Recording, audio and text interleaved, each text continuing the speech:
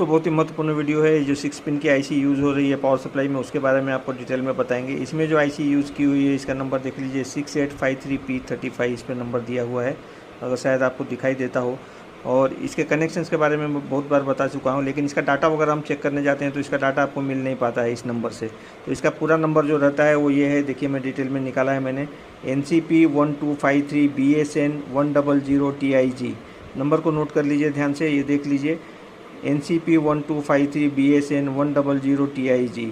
और इस 6 पिन में बहुत सारे आईसी नंबर आते हैं। देखिए ये नंबर है 63580, 63K49A, 63J413, 63523, 63038, 6853P35 और भी बहुत सारे नंबर आते हैं, लेकिन मेरे पास डिटेल था तो मैंने आपके साथ शेयर कर रहा हूँ।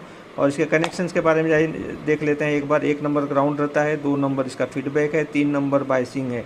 फीडबैक ये ऑटो कपलर से कनेक्ट रहता है 2 नंबर पिन दोस्तों, 3 नंबर बायसिंग है, 4 नंबर गेट है, 5 नंबर सप्लाई है, 6 नंबर इसका सेंस का जो आउट है वो है।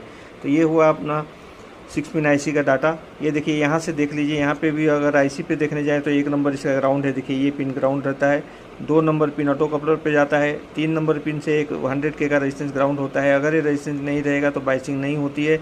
जिस सप्लाई में नहीं लगा हो, अब आईसी चेंज कर रहे हैं तो रेजिस्टेंस जरूर ऐड करें। 3 नंबर पिन से ग्राउंड रहता है रेजिस्टेंस 104, फिर से मैं बता रहा हूँ। 4 नंबर से गेट के लिए एक रेजिस्टेंस रहता है, देखिए यहाँ पे आता है 221। ये अगर ओपन हो जाता है तो आपका मॉसफेट उड़ते रहता है, और ये यहाँ से कनेक्ट हो करके मॉसफेट के गेट पॉइंट पे जाता है। ये गेट पॉइंट है मॉसफेट का, वहाँ से ये कनेक्ट रहता है। तो दोस्तों इसका भी आप केयर करें, कभी भी ध्यान दें, ये रेजिस्टेंस चेक करना है। उसके बाद में जो इसका 4 नंबर पे गेट हो गया, 5 नंबर पे इसका सप्लाई रहता है। इस पर 2 सप्लाई के लिए देखिए यहाँ रेजिस्टेंस लगे रहते हैं हाई वैल्यू के, यहाँ से सप्लाई आती है। और इसी पिन पे सेकंड सप्लाई आ जाती है SNPS के ट्रांसफार्मर के सेकेंडरी से।